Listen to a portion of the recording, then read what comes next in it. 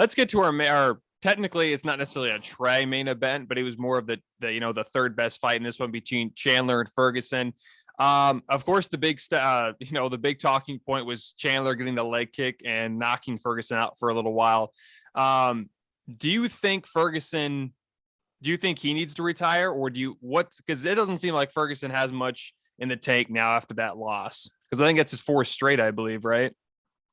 It is his fourth straight. And it was really disappointing for Tony fans to see him come out in the first round like that and really look like his old self. Obviously, he didn't look 100% like his old self, but you could see flashes of his old self in the way that he was fighting.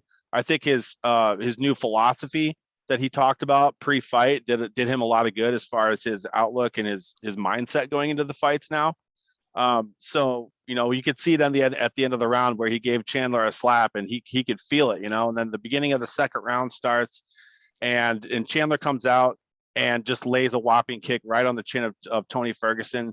And if you watch the interview of Micheal Chandler when he was talking to Ara Helwani, I believe, he was talking about how Chandler also went into that fight with a different mindset too, that he wasn't going to just fight, right? He was going to be patient in this fight and let his inner fighter come out instead of trying to bring it out. Because normally he's just swinging for the fences, trying to make things happen.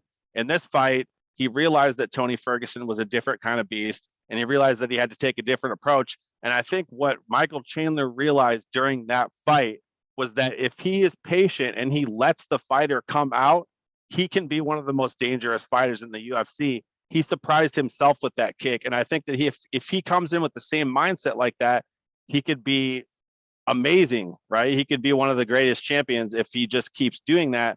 But then again, who's he going to face next? Because if he faces someone like the likes of Conor McGregor that he called out, how is he going to stand up mentally in the octagon, knowing that Chandler likes to be sporadic and can get off of his game plan?